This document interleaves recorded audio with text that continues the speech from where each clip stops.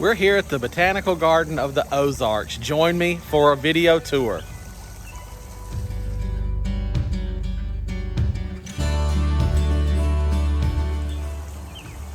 Hey guys, and welcome back to Horticulture Geek. I'm Ray, and thank you so much for joining me today here on the channel. And as I just said, we're doing a botanical garden tour today.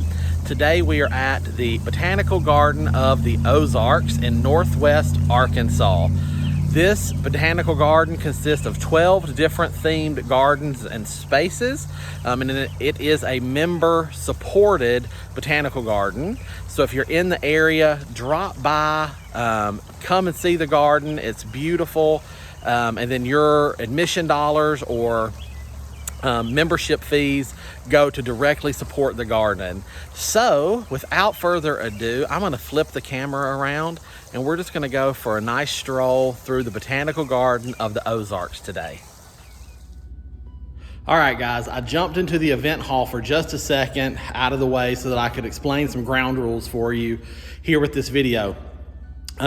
If you've seen any of my garden tours before, you will know this, but if you're new here to the channel, I wanted to explain that I come to these botanical gardens on normal business operations days. I don't arrange any specialized tours. So there are other people here, other patrons exploring the garden, and I try my very, very, very best to not disrupt their experience in the garden.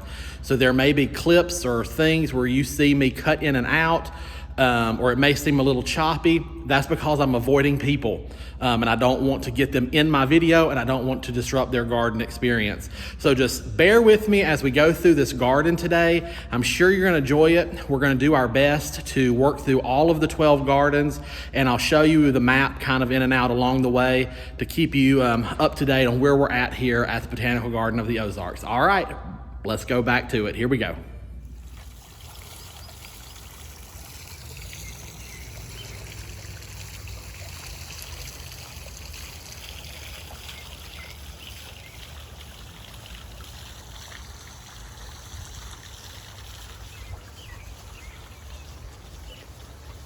You can see these beautiful cannas here, and they were underplanted with poppies, and the poppies have been let go to seed because they bring so much texture and interest as just regular seed heads. These plants are succumbing to the Arkansas heat and humidity, so before long the gardeners here will come in and harvest these poppy seeds, and I'm sure they will collect those seeds and reuse them out in the garden. But it does provide lots of interest right in front of these beautiful cannas. Coleus and zinnias and all sorts of stuff. Calocasias or elephant ears. The spireas are beautiful. The spireas are coming on in their bloom. We've got some cosmos peeking out through here.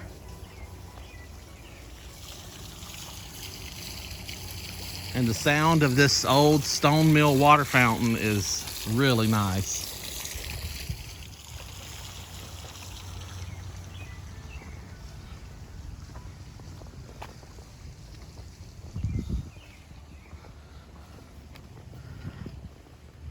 The portulaca or desert rose, there's several names for this plant. It's really sweet, planted along this rock border of this bed.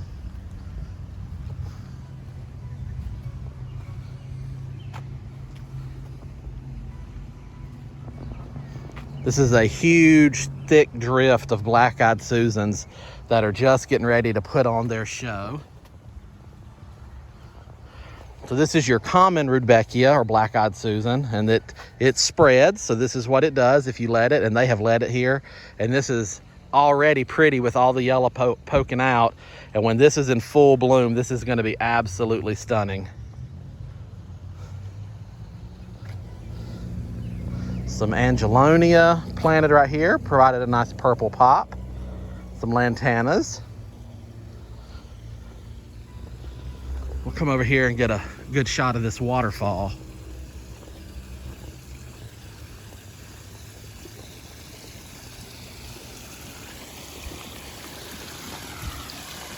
Very nice.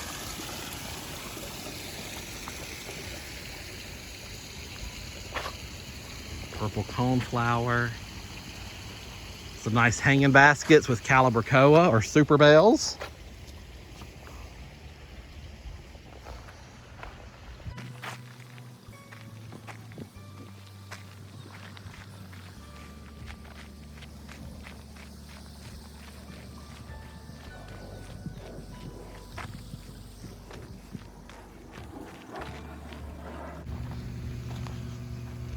You can see right there, they have a water lily fixing to bloom. Here.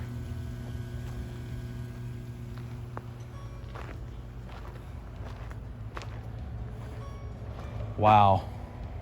False indigo. This is beautiful. So this says that this is a false indigo baptisia, the Dutch chocolate hybrid. It's beautiful. It's a really nice silvery color.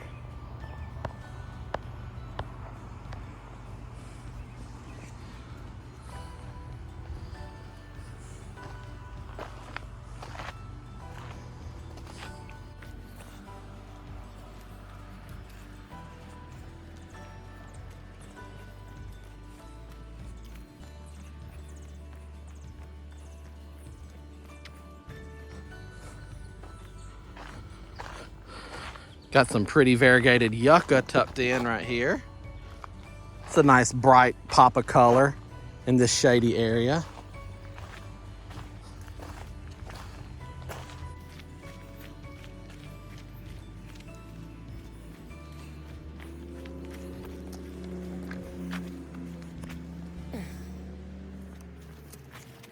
All right, so this is the sensory garden, and it is shaped like a butterfly from the sky. And here I'll zoom in on the map so you can see. So you can see it looks like a butterfly from above. And they've got lots of pollinator attractors in this garden.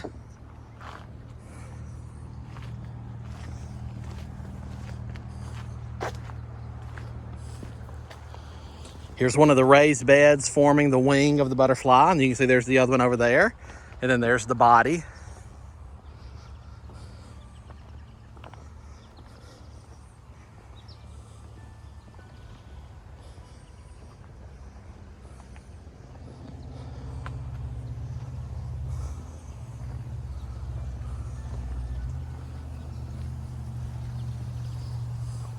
Ooh, this yellow coneflower is beautiful.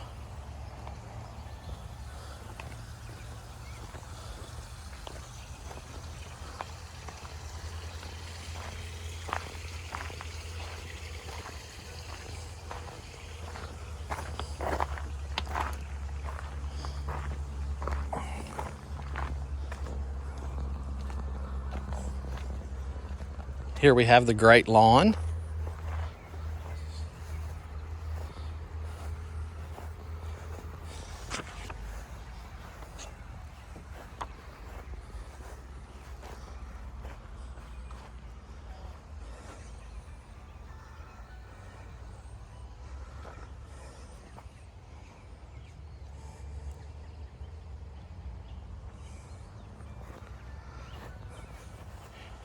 All right, so we've crossed the Great Lawn and we're fixing to enter the Japanese garden.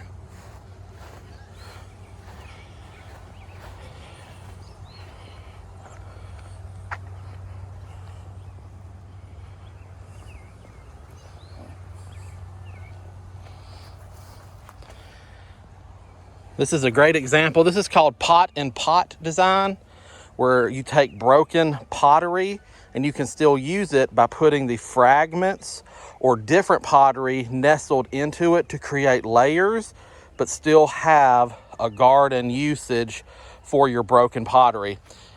And they've got one over here as well. My guess is they broke these pots intentionally, since they match, to do this pot in pot design at the entrance of the Japanese garden.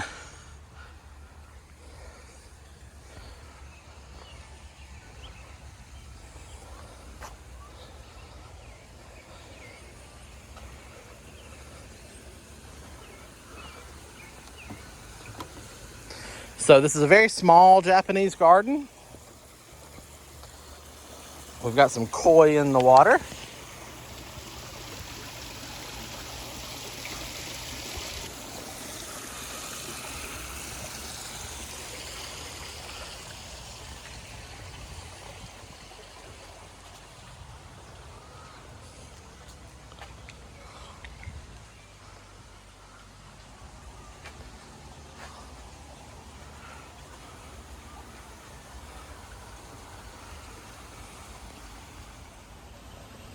So this Japanese garden here at the Botanical Garden of the Ozarks is a great example that you don't have to have massive amounts of space to create a beautiful garden. So as you can see, we've already spanned the whole area of this Japanese garden, but they made good key choices in plant structure type to create this garden and to create the interest. And they used their hardscaping, so this pagoda, the pathways, the entranceways, the waterfalls, to define the theme of this garden. And then they just filled in with fun and unique plants. Lots of heavy reliance on evergreens around this little area. And then obviously some of your fun, more sculptural pieces that are just a signature thing in Japanese gardens. So really great area here. So not a lot of space. Very easily to reproduce this on a home garden setting if you are interested in a Japanese aesthetic. Let's move on and see what else we can find. All right, leaving the Japanese garden, we are coming to the vegetable and herb garden. So right off the bat, you can see what they've done here is they've got a fenced in vegetable area, and they have planted a thick perennial border across the front to act as a pollinator attractor and just to beautify the area. So this is really nice, a very common thing to do. Lots of gardeners do this and is very highly recommended for home gardeners if you have the space to get your pollinators attracted to the garden, and then they will find your vegetables and herbs and they will keep your garden pollinated as well. I'm sure you guys can see on the camera all the buzzing and fluttering around this area. There is insects everywhere. They've let their lamb's ear go to flower. The bees are attacking that. You've got all the cone flowers. You've got all sorts of just fun, interesting things in this perennial border.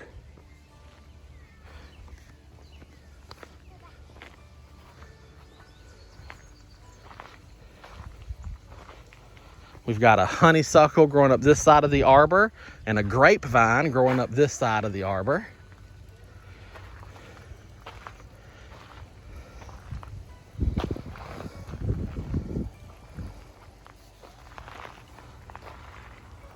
We've got okra and cabbages, tomatoes.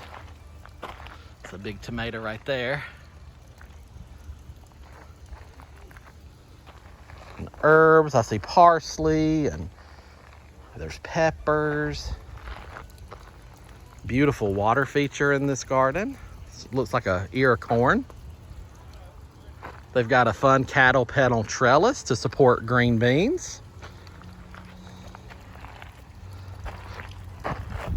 Beautiful chard plant right there, bringing lots of color and interest.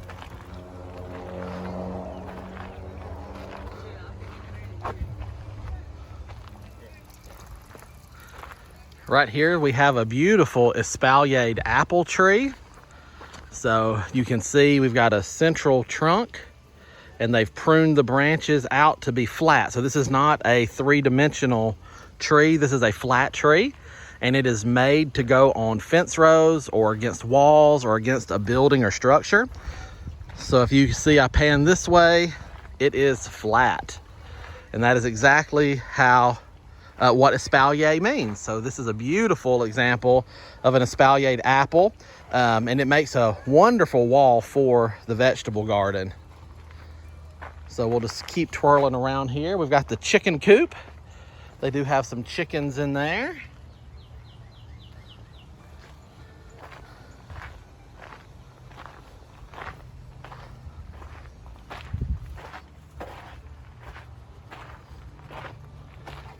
Pretty zinnias blooming back here.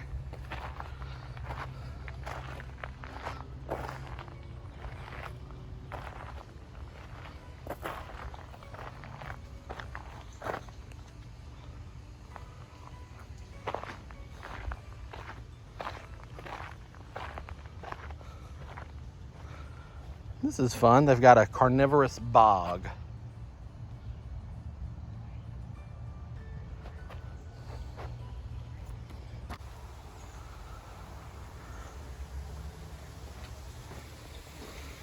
So next up we have the children's garden. And you can see we're greeted by a friendly little guy here. We have some beautiful heucheras, a hedge of chives, and some really nice dahlias.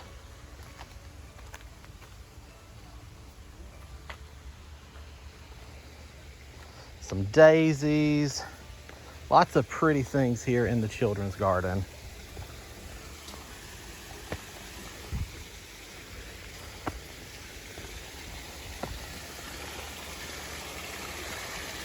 Top of a little waterfall and a beautiful bridge for the kids to run around.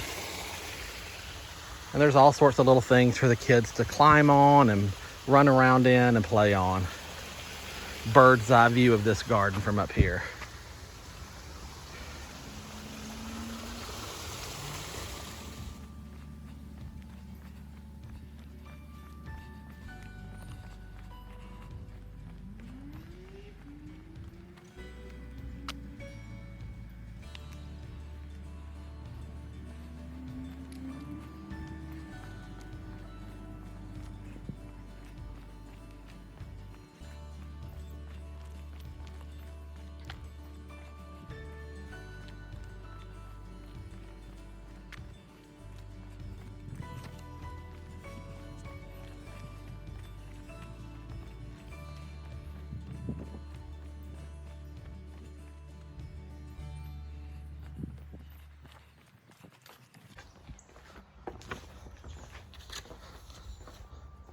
So here we have a butterfly garden.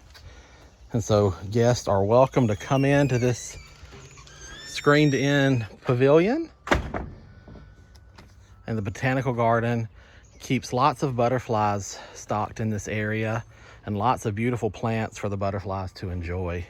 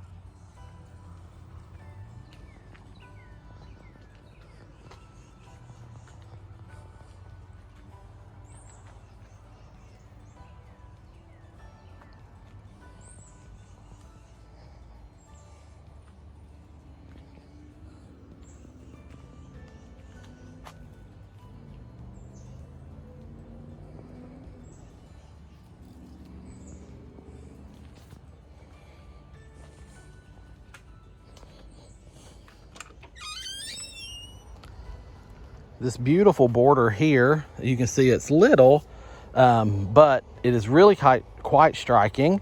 So we've got some perennial dianthus across the back, and then across the front here, they've come in with ageratum, angelonia, pentas, and zinnias that they've just mixed through this border. And there's also some salvias I see right there. And it looks to be a milkweed right here. So they've just done some mixed perennials through here. Obviously, all of these plants are huge butterfly attractors. So it's a good, really good mix of plants and would be easily reproducible in any home garden situation.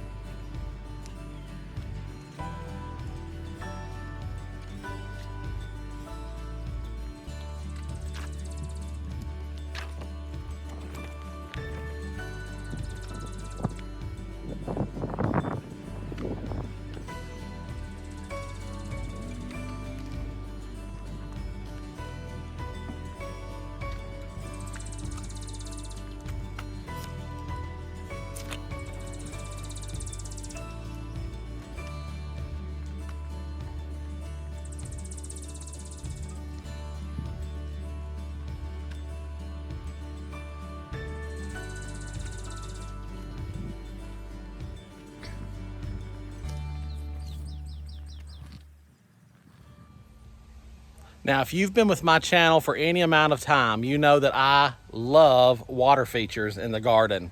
And sometimes water features are all about the water sound and movement, but sometimes water features like this one in the shade garden here at the Botanical Garden of the Ozarks is just about movement. This fountain makes almost no sound whatsoever, but it is designed to catch your eye so you can see the water flowing down the obelisk stone here. Let me zoom in so you can really see it. And so sometimes something like this is appropriate when you're wanting a quiet, still, peaceful garden. You may not want a large, gurgly, bubbly, splashy sound, but you want some visible movement and interest. So a water feature like this is a great way to bring that element into the garden without overpowering the senses with the sound.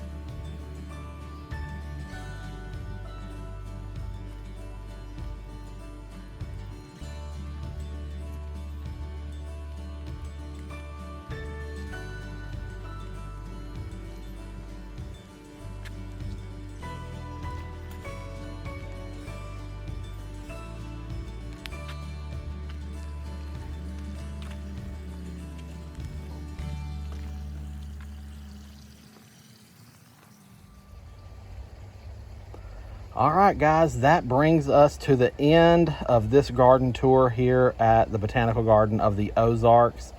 So we just ended at our last garden there, number 11, which is the Ozark Native.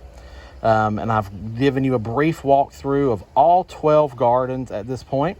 There are still some other areas of interest here in the Botanical Garden, but we won't spoil your own trip by showing you everything today. So I do encourage you to come and check out the Botanical Garden of the Ozarks whenever you are in the Fayetteville, Springdale, Rogers, or Northwest Arkansas area. There's lots of reasons to come to the area, and this is just one of them. So I do hope you'll stop by and check it out. All right, guys, I think that's going to wrap it up for me today. I think I'm going to sit here for a minute and enjoy this wonderful porch swing on this pavilion in the native plant garden. I thank you so much for joining me today here on Horticulture Geek. I hope you have thoroughly enjoyed this brief walkthrough of the Botanical Garden of the Ozarks. And like I said, if you're ever in the area, give it a check. Come by, stop by, see. Admission is not bad. I paid $10 for admission today, but remember that goes directly to the upkeep, maintenance, and expansions of the gardens. So please support your local gardens. And like I said, if you're in the area, come check out the Botanical Garden of the Ozarks. I hope you've enjoyed this video. Don't forget to hit the like and subscribe button and keep following along for more projects and adventures. You never know where we're going to go or what we're going to get up to here at Horticulture Geek, but I do thank you for joining along. Until next time, from this garden to yours, I wish you all the best and happy gardening.